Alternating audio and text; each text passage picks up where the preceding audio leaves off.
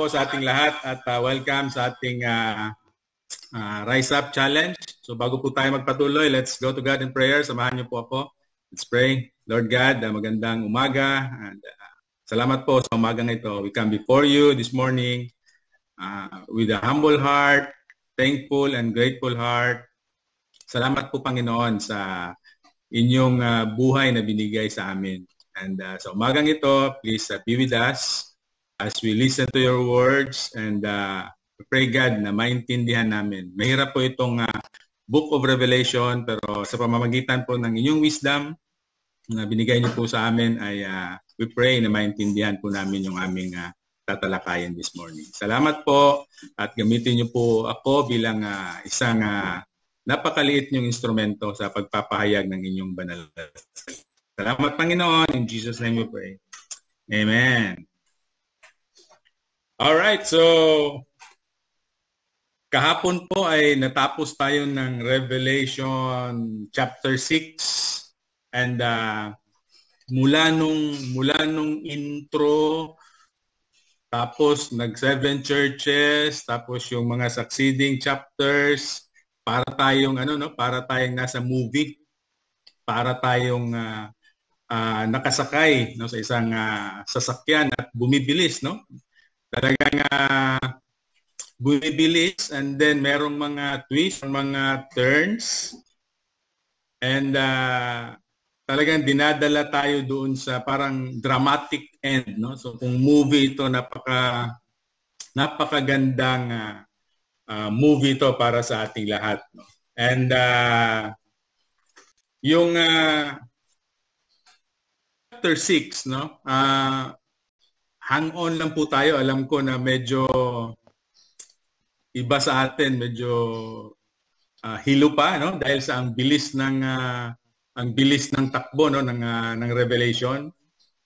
And yung chapter 6 nag-iwan sa atin ng very important question. And sana makita natin itong question na to na makita natin yung kapangyarihan ng ating Panginoon. Ano yung question na iniwan sa atin? Sabi doon, sa huli ng chapter 6 na dumating na ang dakilang araw ng puot ng ating Panginoon. At ang tanong doon, sinong makakatagal? Who is able to stand in such a time? And gabi, ang ganda nung video na pinakita ni John, ni kapatid na John. And yun nga, sa pagtatapos ng chapter 6, sino bang makakatagal? And itong chapter 7, ito yung magbibigay ng sagot doon sa question na yun. Dahil papakita sa atin dito na mayroong dalawang grupo ng mga believers. Isang grupo ng mga Israelita at grupo naman ng mga Gentiles. And both will find the salvation in Jesus. And just as Revelation 6 binigyan tayo ng parang overview ng judgment ni God throughout the entire period. Itong chapter naman itong chapter 7, will give us an overview of salvation. Kung yung chapter 6, judgment ni God yun, ito naman, overview of salvation. And even parang graduation ng pagtitiis, tribulation. Kaya ang title ng ating lesson for this chapter 7 of the book of Revelation ay kaligtasan at pagtatapos sa kapighatian. So, basahin natin yung natin yung audio Bible kanina na pinlay ni Bogs. And ngayon, basahin natin in Revelation chapter 7 verse 1. Sabi diyan, pagkatapos ng mga bagay na ito, nakita ko ang apat na anghel na nakatayo sa apat na sulok ng lupa.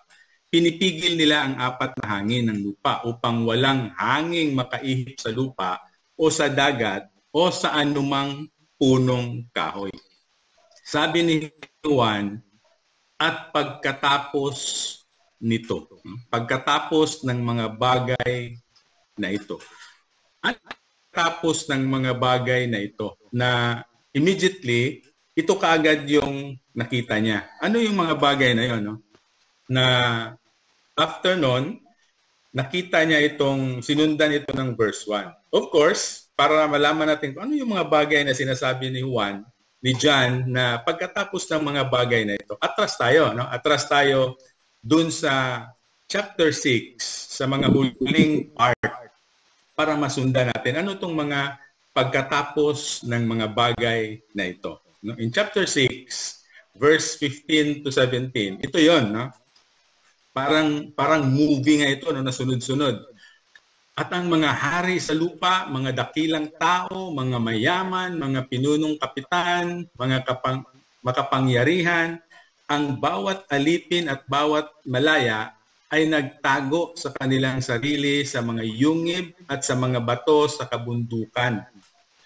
Sinabi nila sa mga bundok at mga bato, bagsakan ninyo kami. Itago ninyo kami mula sa mukha ng nakaupo sa trono ng Diyos at mula sa puot ng kordero, sapagkat dumating ng dakilang araw ng kanyang puot. Kaya sino nga ang makakatagal?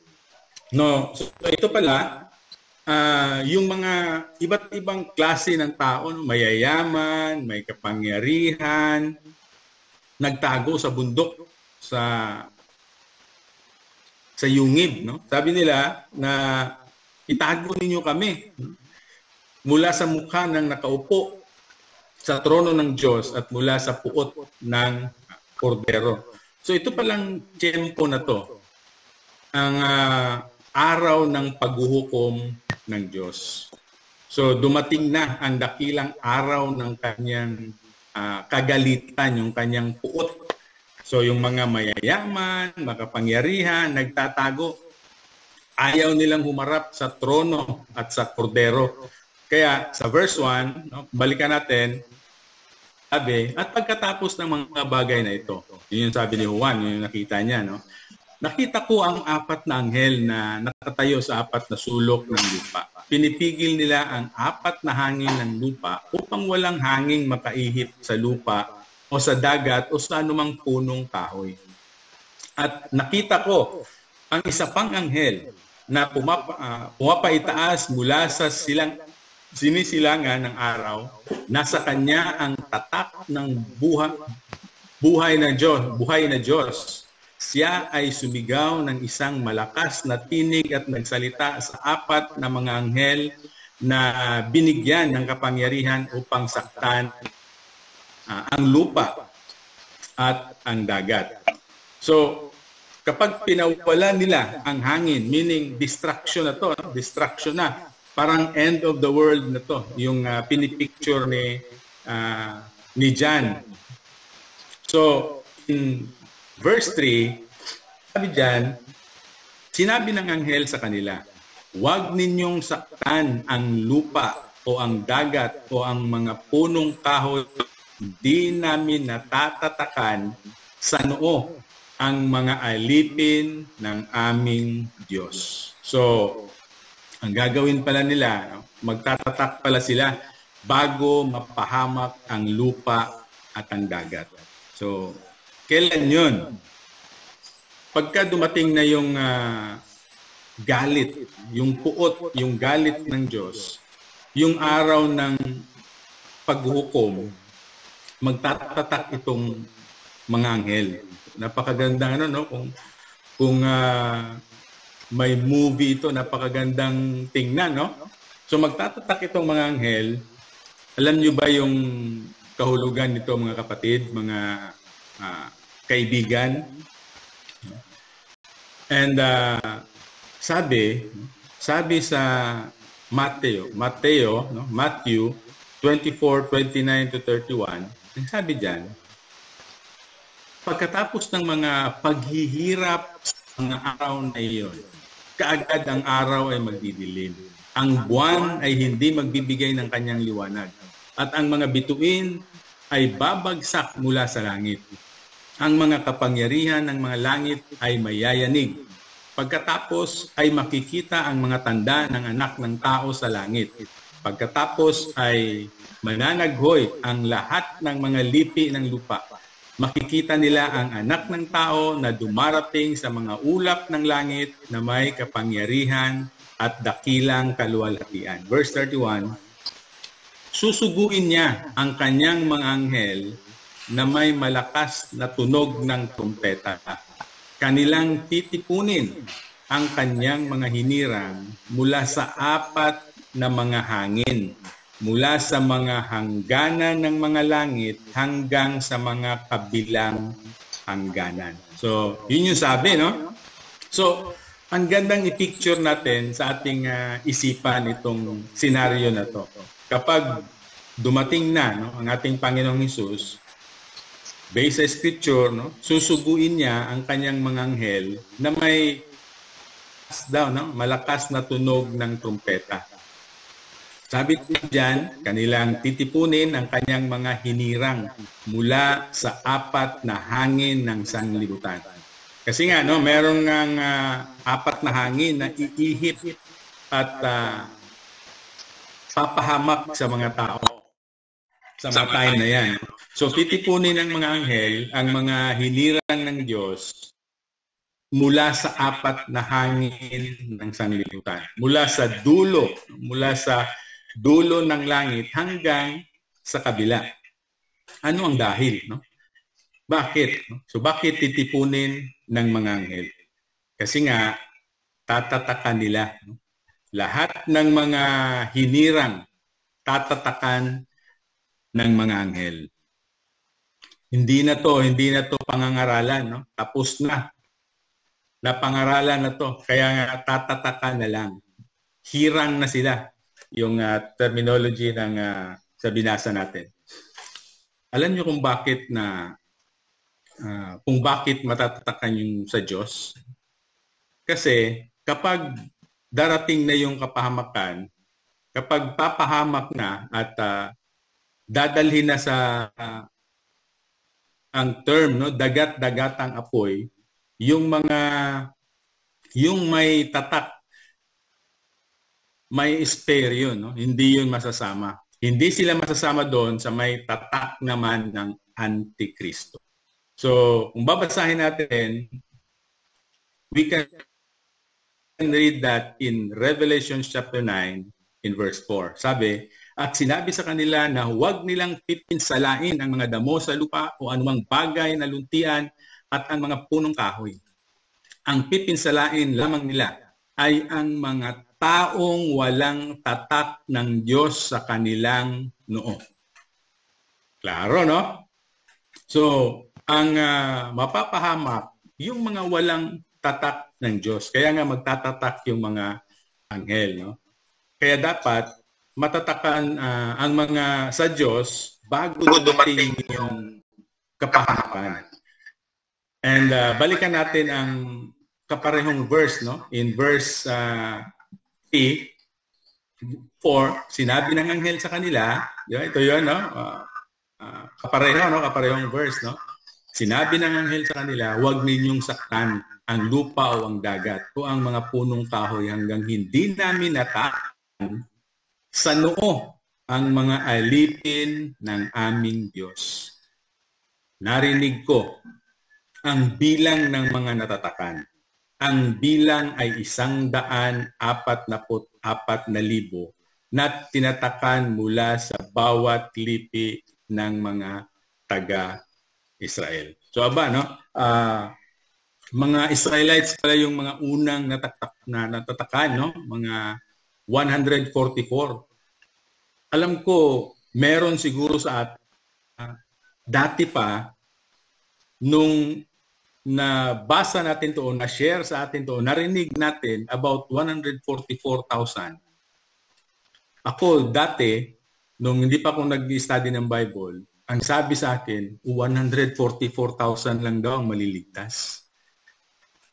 So, kung titinan mo yung population, naku, mababahala ka, no? Saan kaya itong 144? Kasama kaya ako nito? Kasi nga, hindi natuloy, no, yung pagbasa. So, hanggang doon lang sa verse 4. And alam natin na Israelites to, so 12,000 sa bawat lahi, no, ng 12 tribes of Israel. And in verse 9,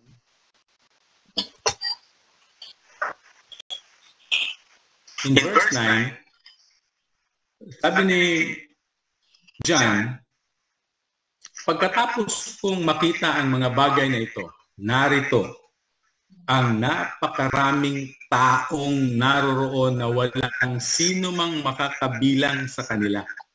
Sila ay mula sa bawat bansa, bawat lipi at bawat wika. Nakatayo sila sa harap ng trono at sa harap ng kordero. Sila ay nakasuot ng maputing damit at may hawak ng mga palaspas. So, kita natin, bukod pala sa mga natatakan ng mga Israelites, no, from the 12 tribes of Israel na 144,000, meron pang isang grupo na hindi naman mabilang. Yun yung description ni John, no? Hindi naman mabilang, na ligtas din. Ang tanong ngayon, no? Nagtanong ngayon yung isang matanda elder, no, kay Juan in verse 13. Sabi nung elder, at isa sa mga matanda ang sumagot. Sinabi niya sa akin, sino ang mga taong ito na nakasuot ng mapuputing damit? Saan sila nanggaling? Anong sagot ni Juan? Ang sagot ni Juan, sabi niya, at sinabi ko sa kanya, Ginoo, nalalaman mo yan. Sinabi niya sa akin, sila ang mga nanggaling sa dakilang paghihirap. Hinugasan nila ang kanilang mga damit at pinaputi ang mga ito ng dugo ng kordero. Dahil dito, sila ay nasa harapan ng trono ng Diyos. Pinaglilingkuran nila siya araw at gabi sa kanyang banal na dako. Ang nakaupo sa trono ay mananahang kasama nila. Kailanman ay hindi na sila magugutom. Napakasarap, no? At kailanman ay hindi na sila mauuhaw. Hindi na sila maiinitan ng sikat ng araw. Niwala ng matinding init ang tatama sa kanila. So ito'y ito'y mga ligtas. Ang mga ligtas pala, natatakan, hindi na ipinahamak ng mga kapahamakang darating na hindi na sila mapupunta sa dagat-dagatang apoy, no? Ang mga unang natatakan 144,000, no? Sa Israel, at pagkatapos sa iba-ibang mga bansa, marami, no? Masyadong marami ang description ang paglalarawan ni John, hindi mabilang no? And yan ang mga naligtas at natatakan, mga kapatid, mga kaibigan. At pag nangyari ang mga bagay na ito, ang ating pinakahihintay ay tinding makakamtan. Kaya anuman ang ating paghihirap sa ngayon, upang tayo'y makapag-serve sa ating Panginoon. Umulan at bumagyo, patuloy pa rin tayong nagpupuri at nagpapasalamat sa Diyos. May sakit man tayo o miyembro ng ating pamilya, sige lang, dahil ang ating mga paghihirap ay gagantipalaan ng ating Panginoon. Darating yung panahon. Sabi nga dito, Nalalaman mo yan? Sinabi niya sa akin, sila ang mga nanggaling sa dakilang paghihirap. Dakila, no? Pwede na sanang paghihirap, pero mas matindi to, no? Great tribulation, dakilang paghihirap. Alam niyo mga kapatid, ano man yung situation natin ngayon, mahirap man, no? O napakahirap, o pinakamahirap. Alam niyo, yung ating dinaranas ngayon, no? The stormy times that we encounter in life have the potential to either make us or break us. They will either drive us to seek the Lord or they will drive us away from Him. Ang tanong, what is the worst thing that has ever happened to you, but you stand by your faithfulness to the Word of God and your commitment to Christ? No? Ano ang pinakamasamang bagay na nangyari sa iyo? Ngunit pinaninindigan mo ang iyong katapatan sa salita ng Diyos at ang iyong pangako kay Kristo. And sa akin, no, yung nangyari sa aming anak na diagnosed ng cancer. Nung una parang, di ba, medyo mahirap tanggapin, no? Pero na-realize ko, mga ilang days, na-realize ko, sa atin ba, kailan ba tayo nag-pray talaga ng intense prayer? Kapag ba masaya yung buhay, kapag ba maginhawa yung buhay, or kapag nasa gitna ka ng pagsubok? Kaya itong pagsubok sa buhay natin, sa amin, yung pagsubok na dumating sa buhay namin, ako, no, personally, nakita ko na God, parang hindi ko na maalala na nag-pray ako kagaya ng prayer na ganito. Yun bang luluhod ka? Yun bang iiyak ka? Yun bang magmamakaawa ka? Yun bang kapag nagpipray ka, na kapag may nakarinig sa'yo, hindi nila maintindihan yung ano yung sinasabi mo. Pero I'm sure na kahit bulol-bulol man yung sinasabi mo, dahil sa pag-iyak mo, I'm very sure na naririnig ako ni God.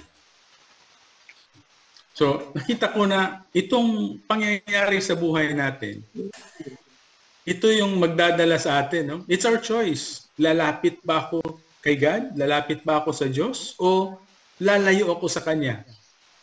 It's your choice. It's our choice, mga kapatid. Kaya nga, kahit na gaano kahirap yung ating pinagdaanan ngayon, mga kapatid, ang description, no, ang picture, ang paglarawan ni John na sinabi sa kanya nung elder, nung matanda, ito yung mga galing sa matinding kapighatian. Wow, no? So, ano yung sa pagtatapos natin, no? Ito yung napakagandang i-picture, no? I-picture natin sa ating mga isipan.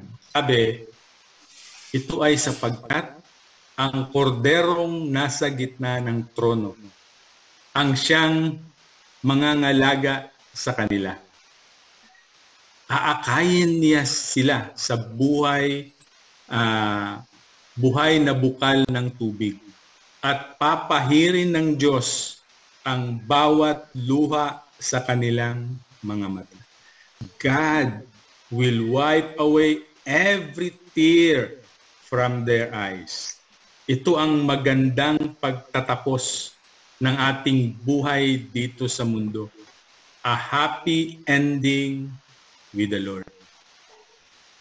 As we close, As we close, mga kapatid, iiwanan ko kayo, mag-iiwan tayo ng dalawang tanong na baon-baunin natin at sasagutin natin sa ating journey as a Christian.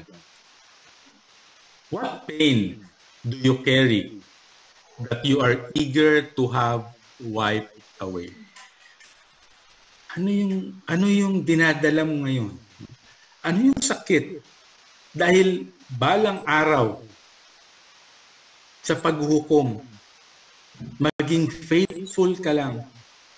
Ang promise, God will wipe away every tear from their eyes. Napakasarap. Maghihirap man tayo ngayon, mawawala yan, mapapalitan yan ng kaligayahan pagdating ng panahon. Pangalawa, how does this image of God affect you, affect how you pray? So ako, kung babalikan ko yung mga pinagdaanan namin, sabi ko talaga, God, grabe ka kumilos. Napaka-encouraging mo. Talagang wala akong karapatan na mag-question dahil ikaw ang nagbibigay ng pag-asa sa amin. Kaya nga, yung situation namin sa pamilya ngayon, talagang nakita ko na nagkulang pala ako sa prayer. So dinala ako ni God doon sa situation na talagang maibabalik ko yung intense prayer na ginagawa ko dati. Matagal na hindi ko nagagawa yung prayer. Luluhod, iiyak, magmamakaawa sa Kanya. So mga kapatid, isa lang, as we end, isa lang yung gusto kong ipabot na challenge para sa atin. Be faithful. Be faithful. Stand firm. Sabi nga, in Matthew 24:13, ngunit siya na makapagtitiis hanggang wakas ay maliligtas. Sana po ay meron tayong napuhang aral sa Revelation chapter 7. Be faithful, mga kapatid. Stand firm. Thank you, and to God be the glory. Awesome, bro. Thank you, bro.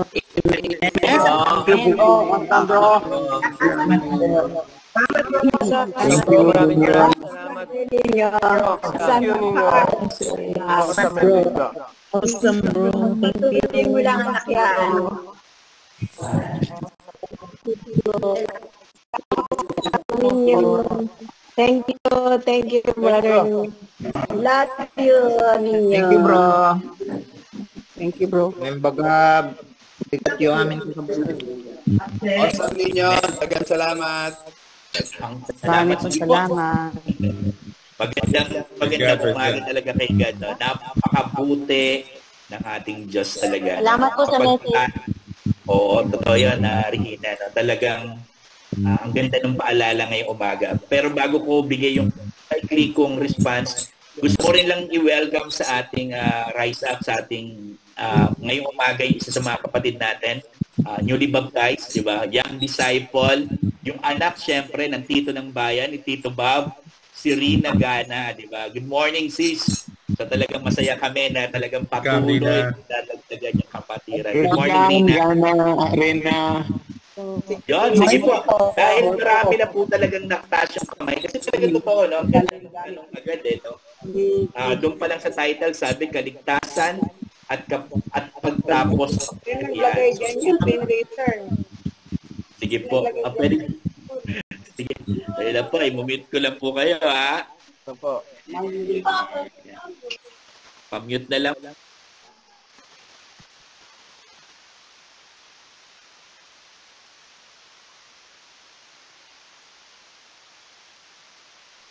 Nakamute ka, Bogs. Pati ikaw, Bogs, na-mute. Pati tuloy sa sarili ko. Mute ko. 'Di ba parang ang sarap lang ng isang umaga na binibigyan ka ng pag-asa. Kung kahapon nag-iisip ka, 'di ba? Paano ba matatapos? O kailan ba matatapos 'tong pinagdadaanan kong hirap, 'di ba? Meron pa bang papuntahan? Itong dinadaanan ko. Ako alam niyo lagi ko lang tinitignan yung mga victories na